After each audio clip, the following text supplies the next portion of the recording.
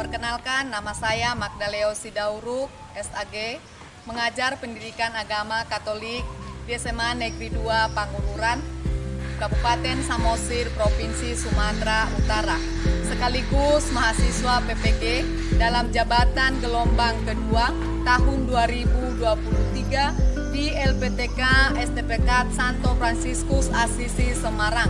Hari ini, Kamis 30 November 2023, akan melaksanakan ujian kinerja praktek pembelajaran di kelas 11.1 dengan materi hubungan gereja dan dunia. Berikut video ujian kinerja saya. Selamat menyaksikan. Terima kasih. Selamat pagi anak-anak. Pagi Ibu. Bagaimana kabar hari ini? Baik Ibu. Terima kasih Tuhan baik ya. Oke, sebelum kita masuk ke materi kita hari ini, alangkah baiknya kita mulai dulu dengan doa. Siapa yang bersedia memimpin doa, silakan ke depan.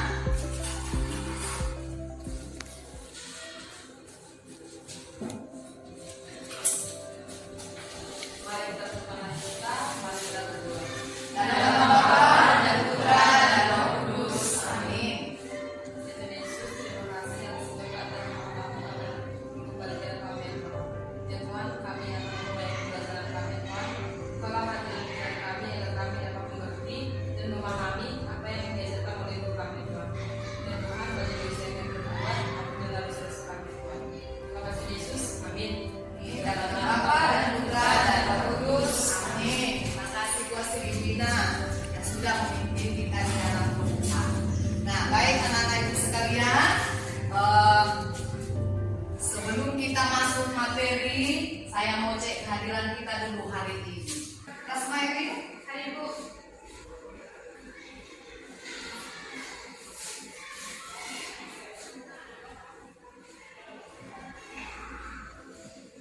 Wahyu.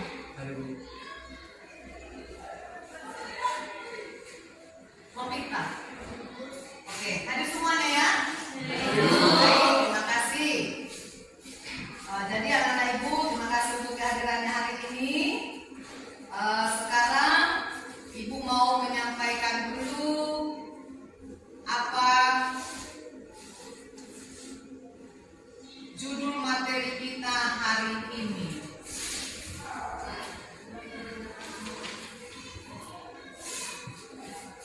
Bisa dilihat? Bisa.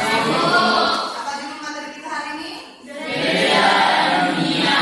Oke, sebelum kita mendalami materi kita hari ini, Ibu mau tanya dulu, apa materi kita minggu lalu? Tentang apa? Tugas-tugas gereja. Tugas-tugas gereja. Jadi hari ini lanjutan dari materi kita minggu lalu, sehubungan juga dengan gereja dan dunia. Untuk memasuki materi ini, supaya kita fokus, Ibu mau bertanya dulu, apa yang kalian ketahui tentang gereja? Ya, silakan Jimmy. Saya akan menyampaikan tentang penjelasan dari Kamaru. Ya. Gereja sebagai gedung. Gereja sebagai rumah artinya terdiri dari atap, seng, tiang, dan pintu. Dan gereja merupakan tempat untuk orang-orang beriman yang mau menyembah dan memuji Yesus Kristus. Dan gereja disebut sebagai organisasi internasional, itu gereja bergabung dalam suatu organisasi dunia. Iya, terima kasih. Sekarang apa itu dunia? Ya, silakan Esther. Dunia adalah tempat berlangsungnya kehidupan makhluk hidup, baik manusia, hewan, maupun tumbuhan. Iya, bagus. Ada yang menambahkan? Pas?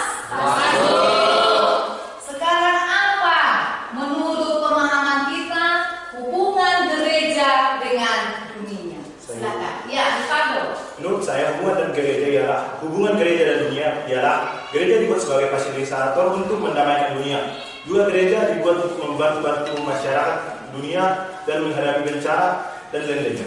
Iya, terima kasih. Ada yang menambahkan?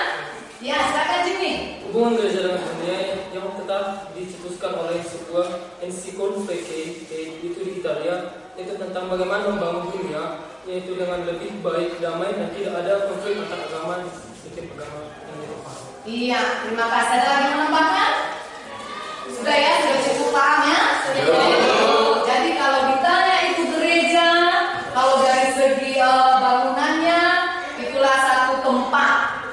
Kalau dilihat dari segi di luar dari gedung itu, kita juga boleh sebagai gereja.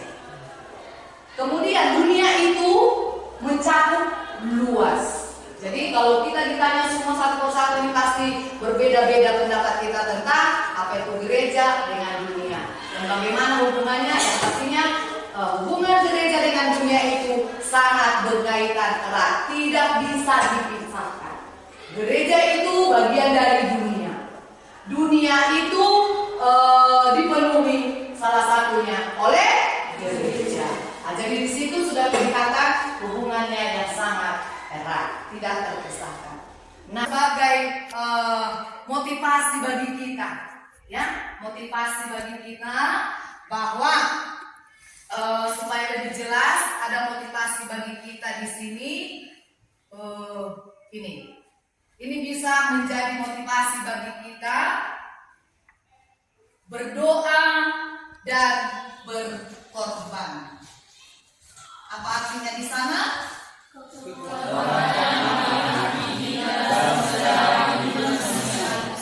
Oleh siapa itu? Santo Yohanes Paulus. Iya, Santo Yohanes Paulus kedua mengatakan berdoa dan berkorban. Berarti kita juga diajak supaya rajin berdoa.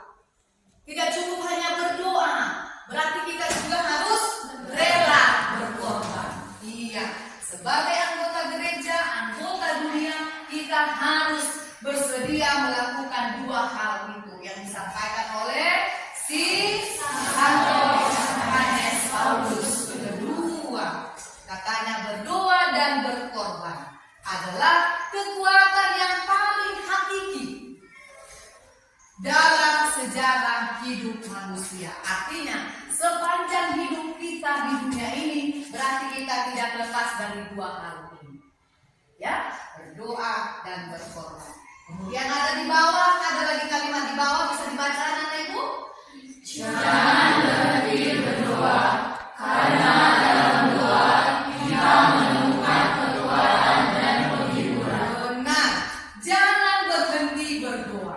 Inilah sebagai motivasi juga bagi kita. Mungkin selama ini hidup kita selalunya penuh dengan doa, selalunya kita ingat berdoa. Tetapi melalui pelajaran hari ini kita diingatkan kembali supaya jangan pernah berhenti berdoa, karena dalam doa kita menemukan kekuatan dan penghiburan. Sampai di sini bisa diikuti anak ibu? Bisa. Oke. Nah, sekarang kita lihat apa yang menjadi tujuan dari pembelajaran kita hari ini. Tujuannya, peserta didik mampu memahami hubungan gereja dan dunia sehingga pada akhirnya dapat mengambil bagian dan merefleksikannya dalam kehidupan sehari-hari di dalam masyarakat. Coba sama-sama anak ibu membacakan apa tujuan pembelajaran kita hari ini. Peserta didik mampu memahami hubungan gereja dan dunia sehingga pada akhirnya dapat mengambil bagian dan merefleksikannya dalam kehidupan sehari-hari di dalam masyarakat. Terima kasih. Semoga dengan ikut juga kita membacanya, langsung kita bisa mengingatnya, terlebih kita bisa melaksanakannya. Nah, sekarang kita lihat pembelajaran kita tentang pandangan gereja tentang dunia setelah Konsili Vatikan II. Silakan. Pandangan gereja tentang dunia setelah Konsili Vatikan II. Dunia dilihat sebagai seluruh keluarga manusia dengan segala yang ada di sekelilingnya. Dunia menjadi pentas berlangsungnya segala umat manusia. Dunia ditandai oleh usaha-usaha manusia dengan segala kekalahan dan kemenangannya. Dunia dipelihara oleh cinta kasih Tuhan. Dunia yang telah jatuh ke dalam dosa telah dimerdekakan oleh Kristus yang telah disalibkan dan dibangkitkan pula untuk menghancurkan kekuasaan setan, agar dunia dapat kembali sesuai rencana Allah dan dapat mencapai kesempurnaan. Terima kasih. Tepuk tangan untuk kita semua. Ya, anak-anak Ibu. Nah, setelah kita melihat bagaimana sebenarnya hubungan gereja dengan dunia itu, setelah Konsili Vatikan II mungkin sudah ada di pikiran anak-anak Ibu gambarannya bahwa gereja dengan dunia itu memang benar-benar tidak dapat dipisahkan. Nah, setelah kita melihat pandangan gereja tentang dunia, sekarang mari kita lihat masalah-masalah yang dihadapi oleh dunia. Ada perang, kita lihat gambarnya di sana, ada 2 gambar.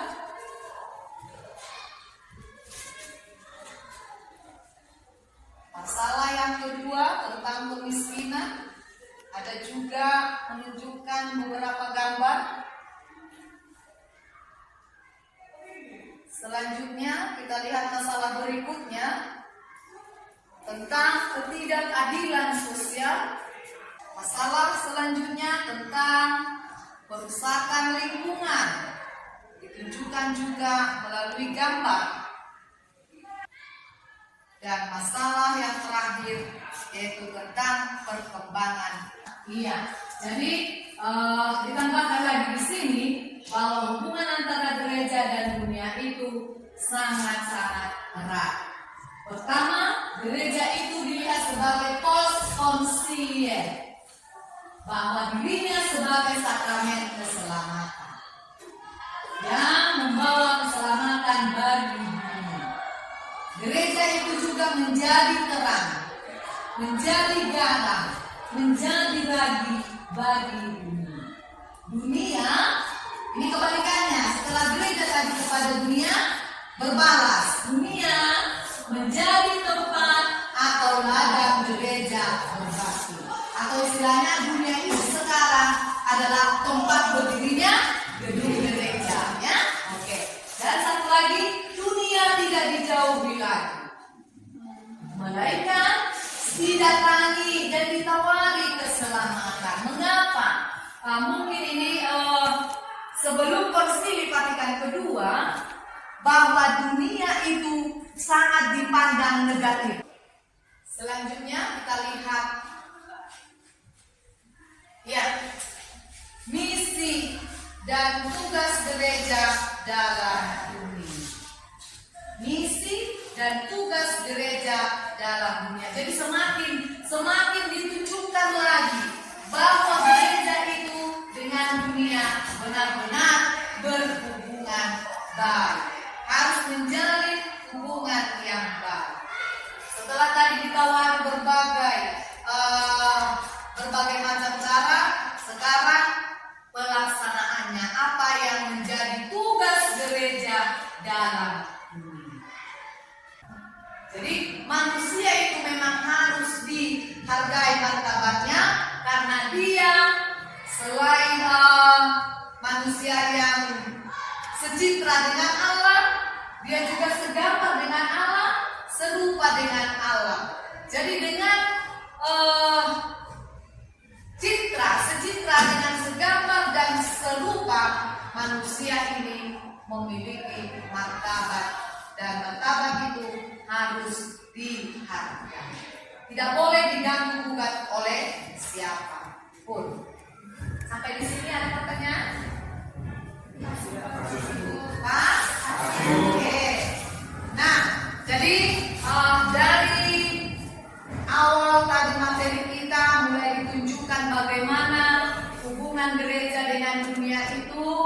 sampai kepada misi dan tugas gereja ini, kita diajak lebih mendalami lagi tentang persoalan-persoalan atau masalah-masalah yang dihadapi oleh dunia.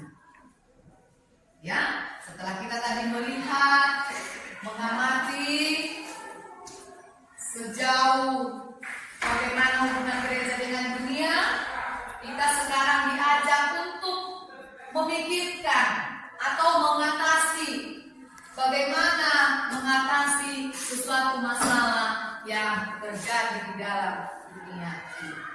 Karena kita juga harus ikut berperan. Kita juga harus ikut mewujudkan tugas perutusan Kristus. Nah, sekarang dibagikan lembar kerja kelompok ini sudah Ibu buat di dalam beberapa pertanyaan yang perlu dibahas oleh kelompok sehubungan dengan permasalahan yang dihadapi oleh dunia.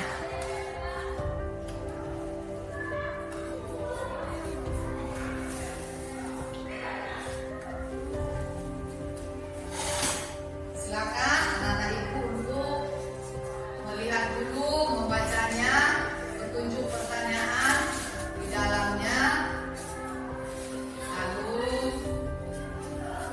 kita tanggapilah. Masing-masing kelompok harus aktif, harus semua bekerja sama untuk memecahkan masalah itu. Silakan anak-anak ibu.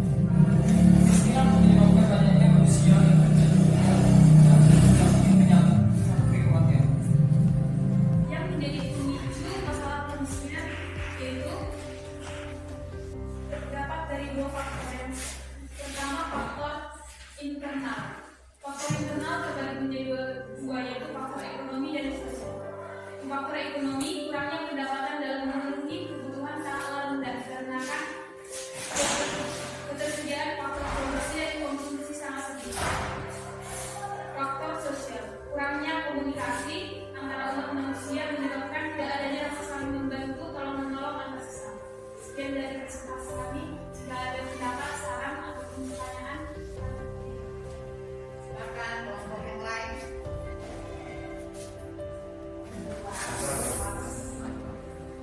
Pas. Tepuk tangan buat kelompok.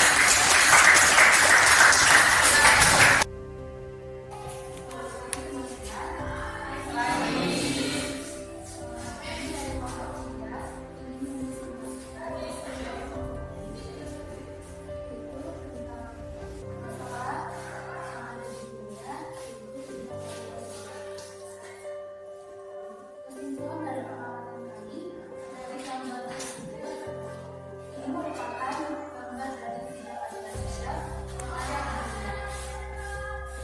Kedua, bagaimana pandangan gereja terhadap masalah ketidakadilan sosial? Pandangan gereja terhadap masalah ketidakadilan sosial adalah gereja melibatkan diri untuk membantu menyelesaikan masalah yang dihadapi dunia. Hal yang dapat dilakukan adalah mengajar bersama untuk menumbuhkan rasa kepedulian sosial. kesimpulannya, ketidakadilan sosial merupakan penyimpangan atau pelanggaran atas hak asasi manusia. Jadi, sebagai bagian dari dunia, kita harus ikut serta dalam menyelesaikan masalah ketidakadilan sosial.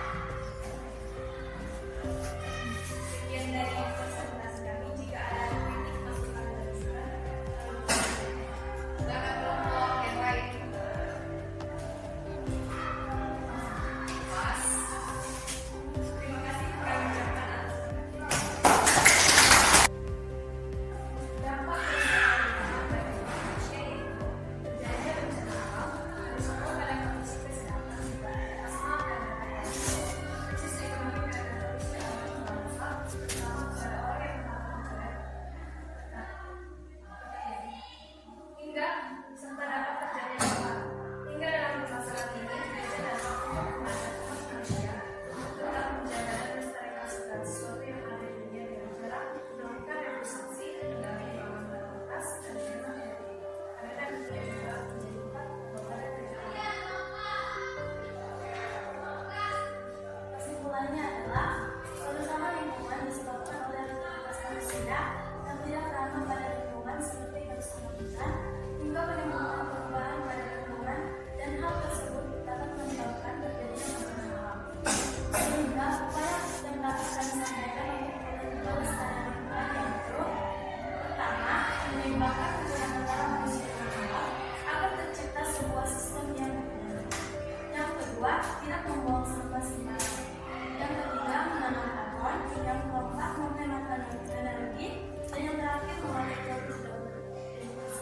Demikian presentasi dari kelompok kami. Jika ada pertanyaan dan saran, kami bersedia. Silakan kelompok yang lain menanggapinya. Berupa masukan.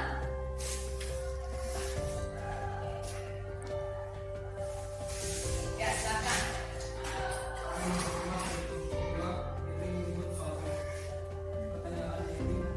Pendapat gereja kami juga yang saya ini pendapat gereja Tapi untuk menjawab pertanyaan dari orang tua, kita pandangan gereja terhadap permasalahan ini. Pada permasalahan ini, gereja datang mengajak umat manusia untuk tetap menjaga dan melestarikan segala sesuatu yang ada di dunia dengan cara melakukan rehabilitasi, pendaluran barang bekas, dan menghemat energi. Karena dunia menjadi tempat atau gereja untuk berbakti.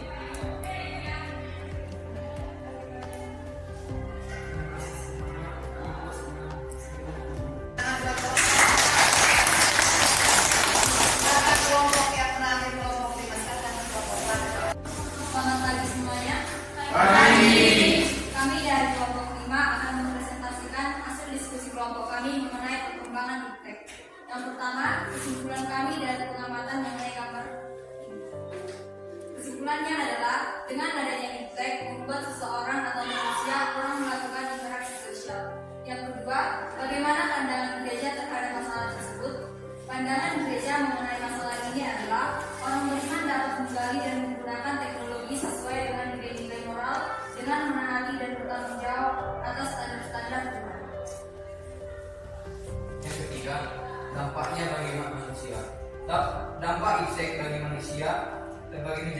salah satunya itu dampak positif.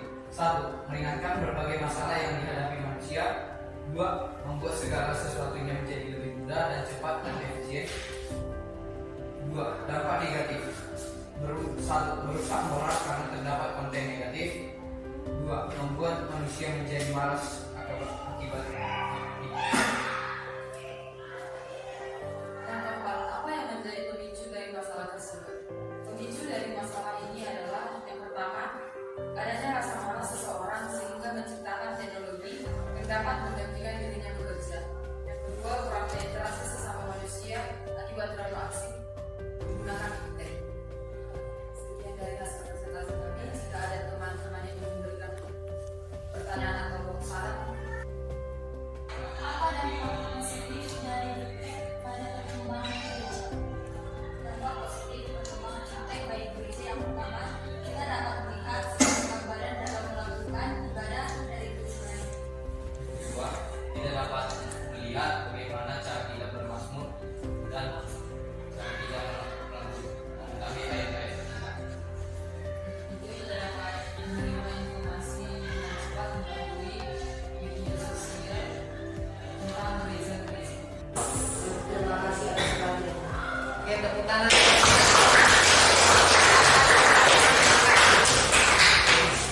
Oke, supaya lebih senang kita tepuk tangan untuk kita semua.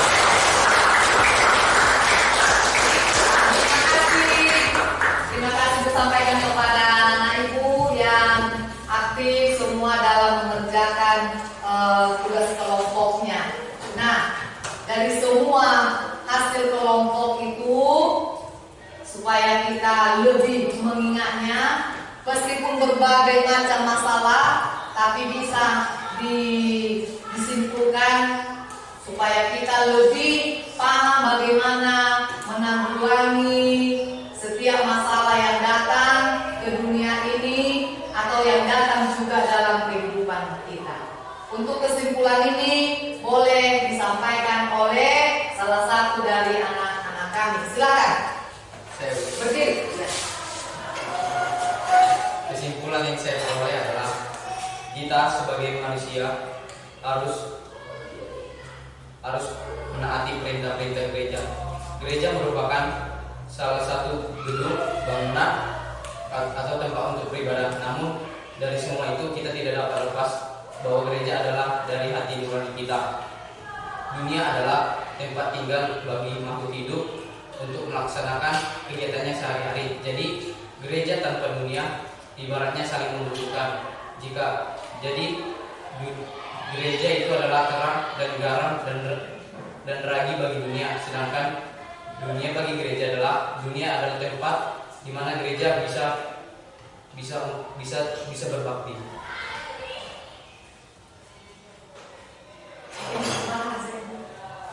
Sekian kesimpulan saya. Terima kasih. Terima kasih Bu Wasi.